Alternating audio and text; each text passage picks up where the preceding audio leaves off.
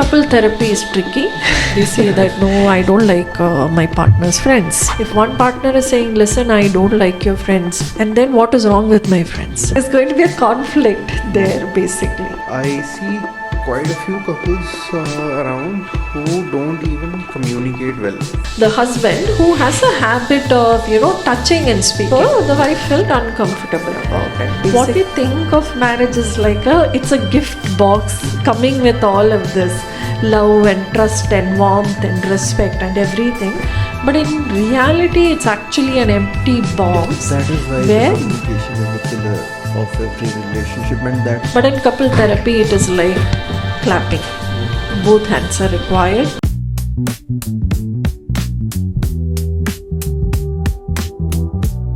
So, wanted to basically transition into a topic which I wanted to talk about from long time. Basically, wanted to touch upon the relationships, how the relationships are becoming more dynamic nowadays, and the term which is getting used is like we see that the modern relationships are very fast moving. So, your perceptions, your thoughts on that? One could be majorly because of the accessibility and the ease at which you can find different partners, right?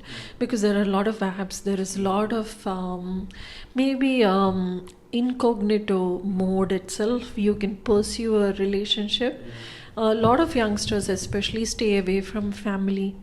There is a lot of globalization and aculturalization where the Western concepts are coming into the Indian concepts. So there are a lot of factors involved in here. It is majorly, I feel it's not about the commitment or the need to be in a committed relationship is not there anymore. It's about the concepts have changed over the years. Right, because if you look at Western culture, it's very natural for them to have multiple partners, right from, let's say, when they are 14, 15, or maybe younger as well. So it's not looked down upon. They have this girlfriend, boyfriend, and they keep on changing. After marriages also, they might do 3, 4 marriages. That is the same or similar thing happening right now because there is more openness, access and availability in the community, I feel like, in the Indian society, I mean.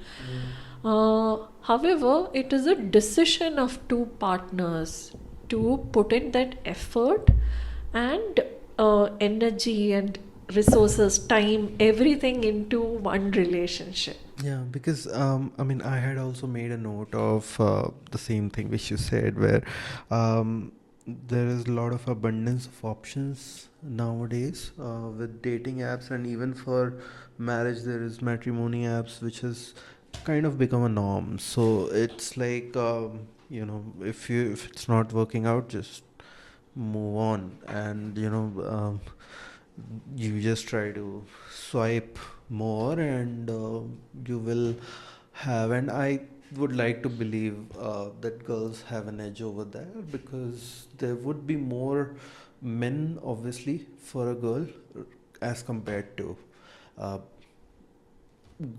for a man. I mean, there would not be as many girls ready to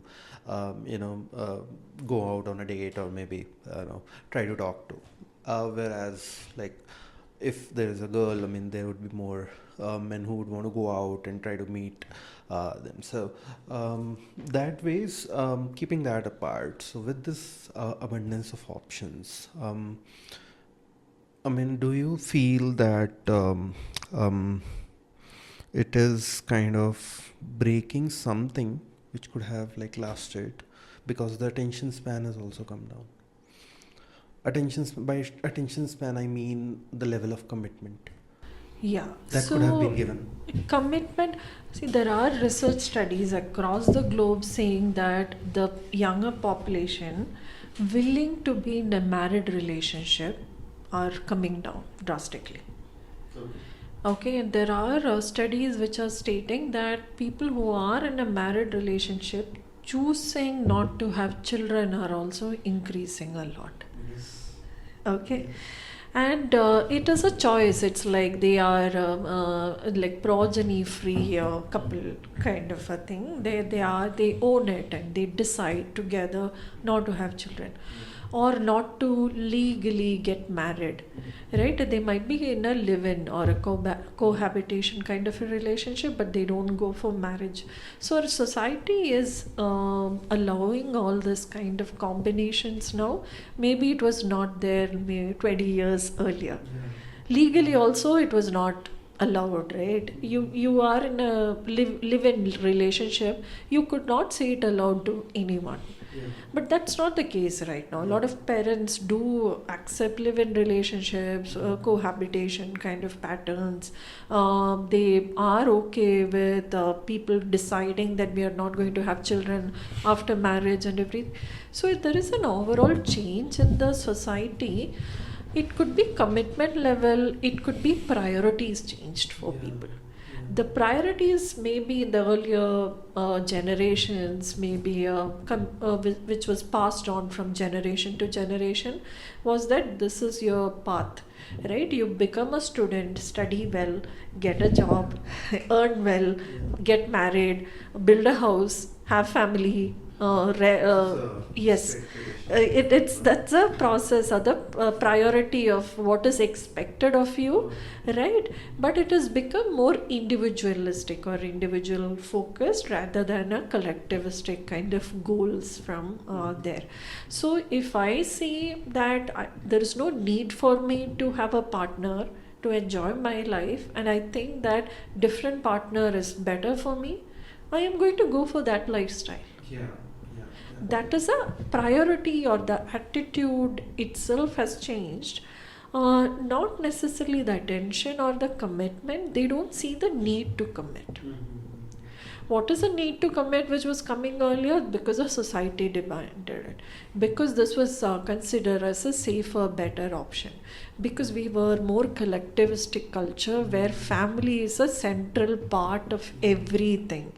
But now individual is becoming the central part of it. And it was looked down upon. It was If looked a upon. man, especially if he would go out and have a multiple marriage, it was not even looked as down as, like, if a woman, Yes. she's not happy into a relationship. I mean, it was considered really bad that she's trying to change her partner and wanting a divorce in order to settle down.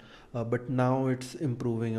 I totally support like how the society has evolved over time, and with the it was because even the ladies, they suffered a lot in the relationships also.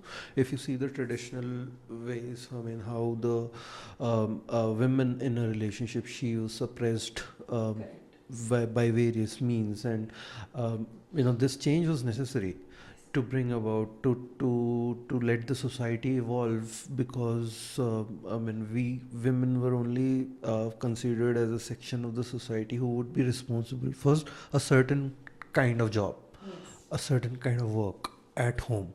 And now we see women doing, there were even battles where from so women pilots also took part, and recently. So it was great to see there. So it is for the better. But having said that, there are cases, I would not say cases, it's a demeaning word.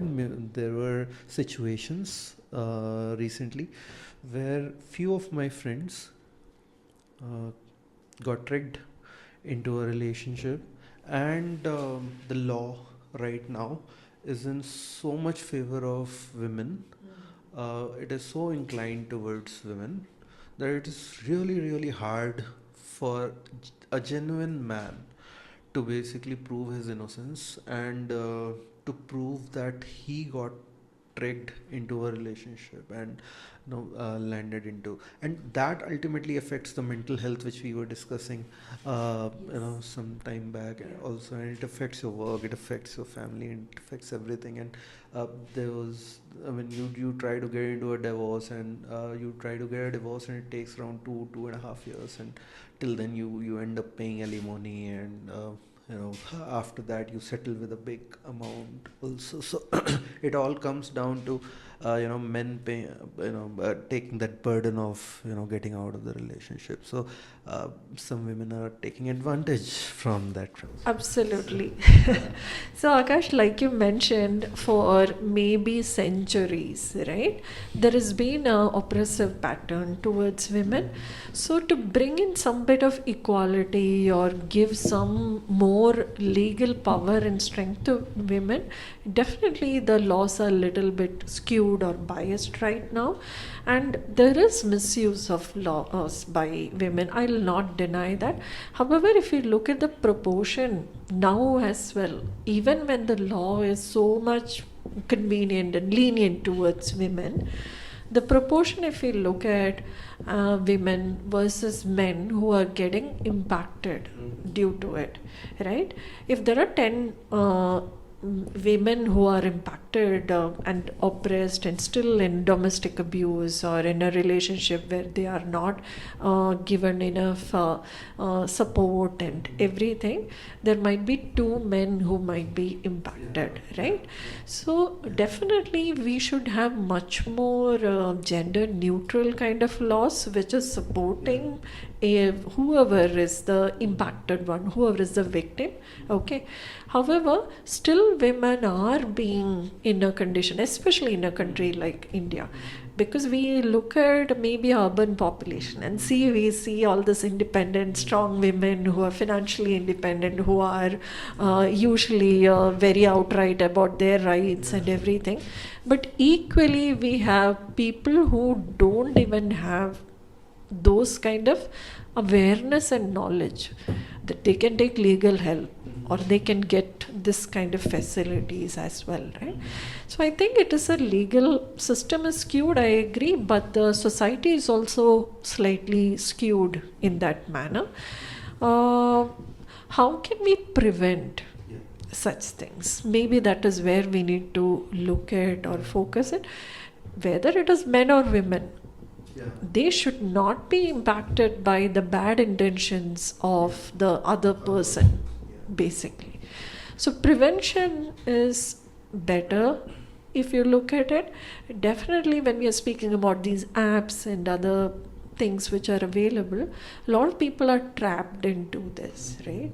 So having those awareness and understanding which could be authentic, which could be genuine, which are the areas that I am comfortable, defining the boundaries, understanding things clearly, maybe having if you're getting married, right, it is a concept abroad and all, having a prenuptials, like a legal contract signed in the beginning of the marriage itself. This is how we are going to look at things in case we get a divorce initially itself. Those kind of things might settle up things very well for these challenges, is what I feel like. Usually it's a normal thing in Western countries to sign a prenup kind of an agreement. They will say, okay, this is what we agree upon before marriage itself regarding assets or money and all of that. So it might be a good practice to look at those kind of things to safeguard our assets or our areas as well. And it could be a mutually agreed prenup which is signed. Fantastic. Yeah. So, okay, we'll come back to the area where you specialize in. So, talking about the couples dynamics nowadays, it has obviously changed from how it was in the past. I remember you telling me about some something related to that. I mean, you explained it with some three pillars kind of a thing. If you can just explain, like, what you meant when you. Yeah, so it's little theoretical, right? So it's coming from a theoretical concept in family therapy or family therapy processes itself, from structural family therapy concept. Okay, this looks at three interconnected subsystems in a family, which is first is a couple subsystem, Okay. like husband and a wife or partners in a married or a mutually understanding consenting relationship. Then there is a parent subsystem when they become a parent, right? And then there is a child or a sibling subsystem. So in a family, if you look at it, a couple subsystem is where two individuals come together in a romantic relationship, which includes definitely physical intimacy and love and warmth and trust, and all of this has to be established very clearly in a couple subsystem. Then in a parent subsystem, usually things change, right? When you have a child, maybe roles and responsibilities slightly change, slightly differs. So then there is the child subsystem, especially if there are one or two children involved. So there will be a sibling subsystem as well. Okay. Now there need to be clear boundaries as well as connections between all these three subsystems. Okay. Boundaries as in, even if there are children, for example, the parental subsystem should not only remain as parental subsystem. They should also nurture their couple subsystem base. Right? The time and investment they're putting with each other should also be there. So if that is not strong, let's say, what might happen? They might look at the parents will look at children as their support system. So the boundaries got crossed over, which is not healthy for the child as well as for you as an individual. So let's imagine there is a fight between a husband and wife. Okay, husband and wife are not talking to each other. They're trying to communicate to each other through the children. Okay. Right? So they're using the children. We will see movies, we would have seen this in families. Correct. Now the child also gets confused, right? Why should Should I be the medium to do all of this? And sometimes maybe negative things about the spouse is spoken to the child. For the child, these are parents. They look up to the parents basically.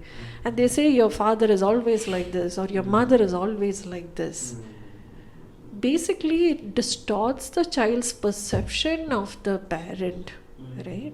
So that's why I said there should be boundaries, there should be clear-cut things. You have an issue with your spouse, deal it with your... So that's how the interconnectedness is important, as well as the boundaries are also important, and sometimes there should be hierarchies also. Usually what happens is that if there is demeaning of one of the partner always to a child, and the child will take something up like called as parentification. At a young age itself, they become like a parent. They take the responsibility of taking care of their parent who is trying to depend on them. So all this becomes unhealthy patterns basically. So why I like this subsystem theory, there are a lot of theories out there, is that for me I feel like it's a little more simpler to explain to people. And say that, listen, this is how your family is right now. It is all disconnected and interconnected and the boundaries are unclear. Let's build those boundaries, let's build those connectedness in the proper manner. That is what we try and do in family therapy or couple therapy sessions basically. So definitely in a younger couple, in a younger population, what we need to look at is building the couple subsystem. the trust, the commitment, the resource, time, everything you're spending on the couple or with each other should be very good, so that you have a very solid couple system before you're moving into a parent or that subsystem basically. And as parents also, we need to have like defined roles and responsibilities and parenting styles. There shouldn't be that one parent is very strict and the other parent is very dismissive. Yes, there should be. That's why I said it's a team effort. What do you think? I mean, if one parent is lenient and other parent is very strict, apart from getting a bias towards the other parent, what all negative impacts does it have? The child will be confused, no? The child is confused because from the family itself there is mixed signals coming, and they usually take this easier path for themselves. So what happens is that maybe they'll not have a proper routine, proper discipline, proper lifestyle. So if the mother is saying eat home cooked food and the child is demanding pizza and the father is getting pizza, or vice versa, right? How will the child learn to eat healthy food? So to build this couple subsystem, which I understand from you, that is like the first thing we should do before building a parental subsystem. To build the couple subsystem, I would like to believe that it is the onus of both who are a couple. I think the primary thing is the conversation amongst each other. I see quite a few couples around who don't even communicate well. And I would like to ask you, like, what should be the level of communication between two people? Let's say there could be a communication about anything apart from how did your day go, or what do we have to buy in the groceries, and have we given the bills to the gardener? I mean, we've paid to the gardener or something. Apart from that, what could be the limits to which are there, by the way, any kind of limits, or let's say, I mean, within even for the physical intimacy which you said, like, are there any limits to which you can talk to your partner, or are there no limits? These are personal choices, right? To what extent am I going to invest in my partner? So let's imagine, Akash, if marriage or a relationship like an empty box.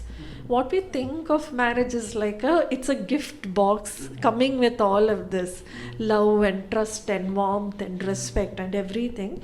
But in reality, it's actually an empty box where both the partners will have to keep on putting all this into it. Okay, how do you build trust? You need to have open communication. For example, it's about speaking about maybe right from financial areas.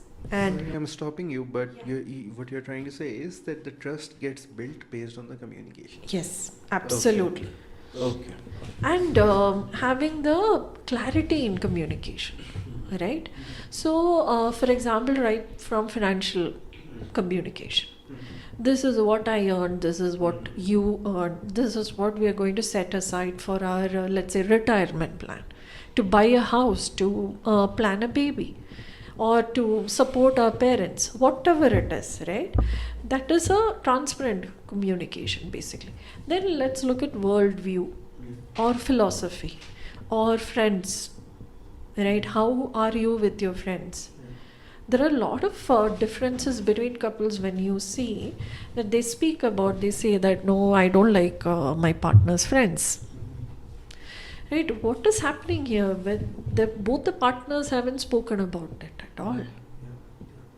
So, if one partner does not like the other's friends, and if this other partner is always forced to go with all these friends gatherings and all, definitely there is going to be a disruption in the relationship.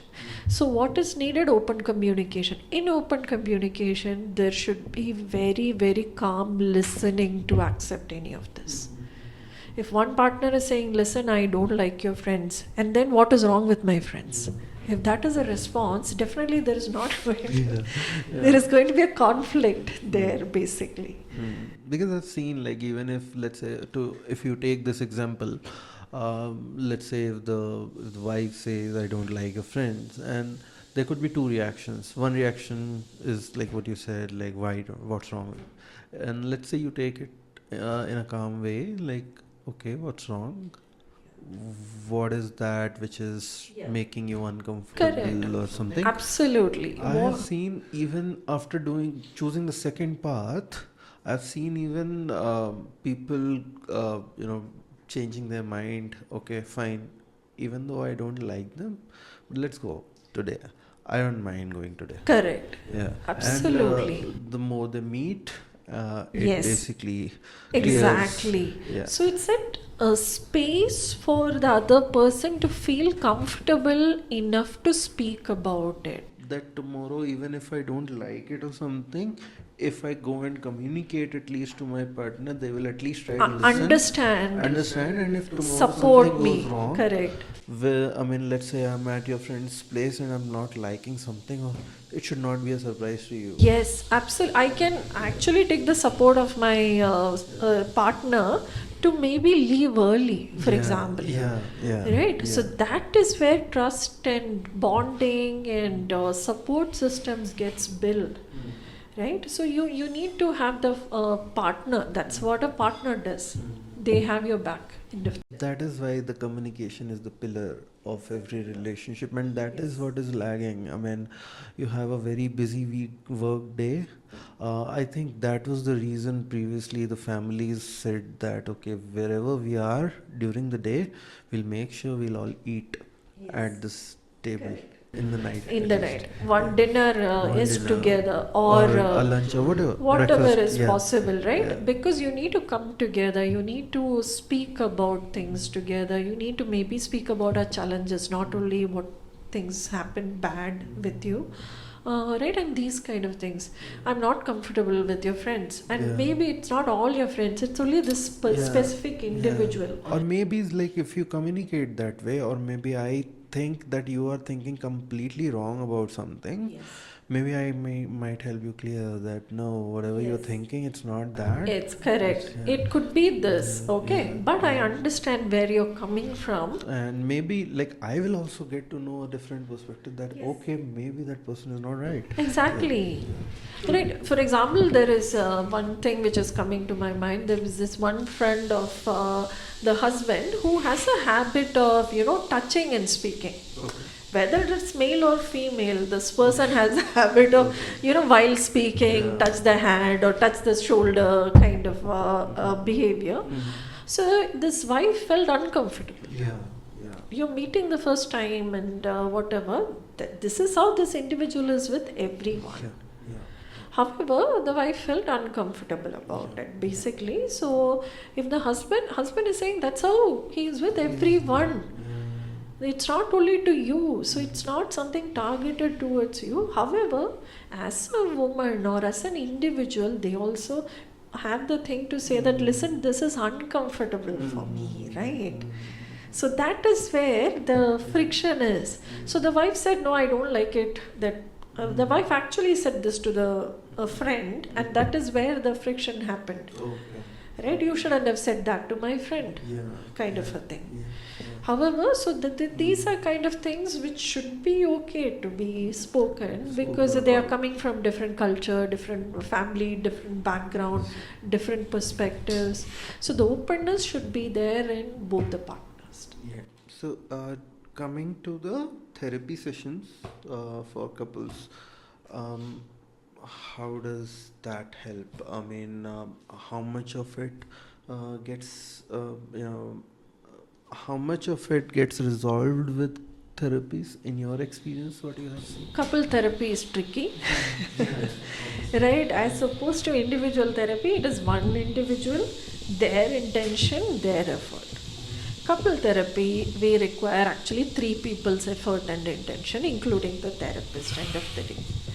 So what happens here is that if one of the partner at least is thinking that it is not my mistake. But in couple therapy, it is like clapping. Both hands are required to make an issue or solve an issue. So both partners need to be invested in couple therapy. But what we see is usually it's one partner is very enthusiastic, the other partner is coming along only because my partner is coming. Yeah. Okay, so we have to tell them that listen, you have to be invested in it, then only there are going to be changes. And if they are invested in it, definitely there are changes happening. Because communication is one area that we really work in couple therapy. Okay, so how much of it is a success? I mean, as per you, let's say 100 couples walk in. I cannot put a number on it because my couple therapy intakes are very low. Okay.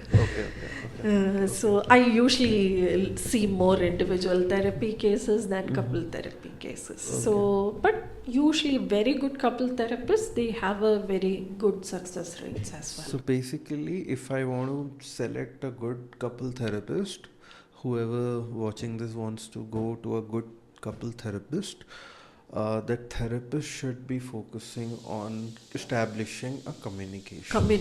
Not only communication, whatever area is there lacking, right? What if there is over communication? Okay. Right. So over communication is each and everything is said, and then that is overwhelming and confusing for the partners. I don't need to know all these details. Yeah, I think that's what was. I mean, I was also confused when I spoke about, what should be the level of communication where it should be. Basically, I should not be even just that it's my spouse, so that I just go and vomit out each and everything. Exactly. And intrude the personal space. And this should be a level of Yes. closeness. Absolutely. So that's a balance, right? That's why I said that could be over communication might be the issue there. Yeah, because I might also not like it. Yes. And when you say, see, this is not the time, I don't have the bandwidth or the space to listen to what you're saying. Yeah. But no, we had to speak about it, then only a relationship will be better is not the right approach there. So that is where it's tricky. I will not say it's only communication. There are a lot of factors, but what I have seen in the couple who are coming in for therapy, 70 to 80% is based on communication issues.